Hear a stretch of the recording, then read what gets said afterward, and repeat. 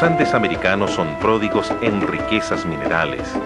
La mayor parte de los ingresos de los países andinos provienen del cobre, la plata, el estaño, oro, hierro y otros minerales necesarios para el progreso.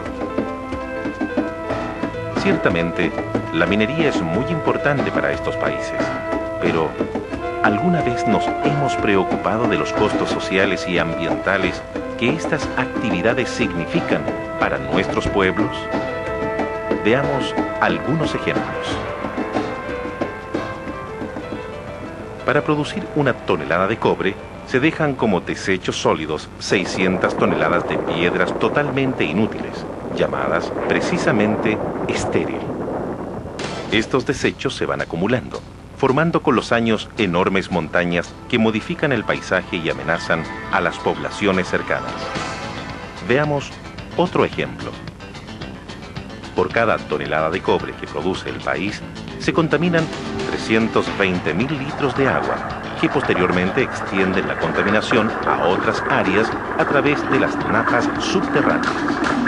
Y eso no es todo. Por cada tonelada de cobre que se produce con el sistema de lixiviación, esto es, bañar el mineral con una solución de ácido, se utilizan 2.700 litros de ácido sulfúrico. En un año, esta pila de lixiviación en Andacollo utilizó más de 54 millones de litros de ácido sulfúrico, contaminando los cultivos y afectando la salud de las personas.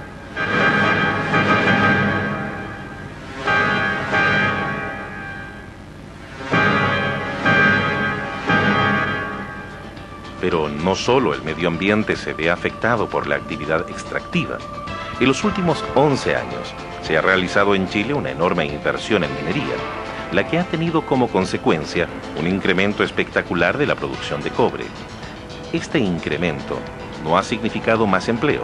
Por el contrario, la cesantía ha aumentado en los pueblos mineros. La gráfica muestra en azul el incremento de la producción de cobre en Chile en los últimos 10 años. En rojo, la caída del empleo en el sector minero en el mismo periodo. Las paradojas del desarrollo neoliberal. La producción aumenta a más del doble, en tanto el empleo cae en un 30%.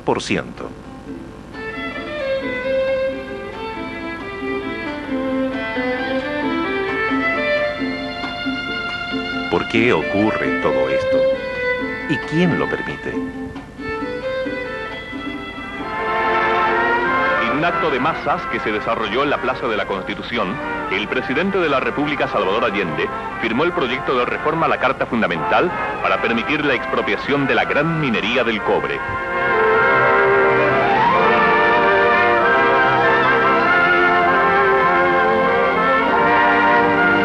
Hemos nacionalizado el cobre. Lo hemos hecho por decisión unánime. Todos recordamos que el cobre fue nacionalizado en Chile en 1971 y la mayoría de la gente cree que todavía el cobre sigue siendo mayoritariamente chileno, explotado por Codelco, una de las principales empresas de cobre del mundo. Pero la realidad no es así. Las transnacionales mineras están de vuelta. Más del 60% del cobre en Chile es producido por empresas extranjeras. Desde 1990 se ha desarrollado en Chile un continuo y enorme incremento de la inversión extranjera en minería. Esto se ha traducido en un aumento de la producción sin precedentes. Hoy, Chile produce casi 4 veces más cobre que hace 10 años y se ha convertido en el primer productor de cobre del mundo. El 40% del cobre del planeta es de origen chileno. Esta situación, que ciertamente daría para alegrarse, significa para Chile, los chilenos, pérdidas y daños a veces irreparables.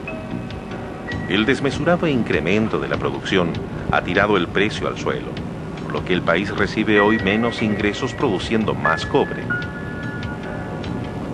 Las empresas transnacionales tienen grandes facilidades para repatriar utilidades, evaden el pago de impuestos y no pagan renta por el uso del suelo. El país pierde, pero también los trabajadores mineros, quienes son sometidos a extremas condiciones de trabajo. A raíz de la implantación de este tema del libre mercado, la pelea que se provoca cuando se licitan los proyectos es tremendamente grande, es tremendamente sucia.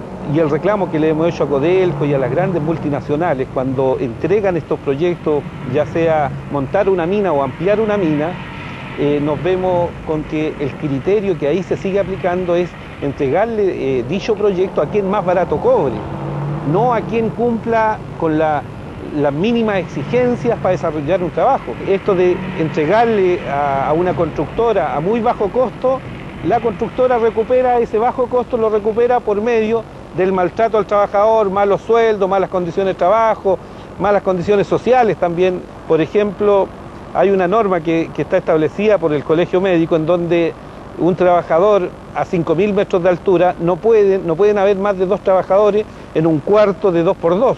Pero eso se pasa a llevar. Son más de 4 hasta 6 trabajadores han metido en este tipo de cuarto de 2x2 en esas condiciones. Es decir, a mí me parece que se sigue violentando y se sigue abusando de la condición del trabajador. Nosotros estamos teniendo una cantidad de trabajadores que se está enfermando gravemente.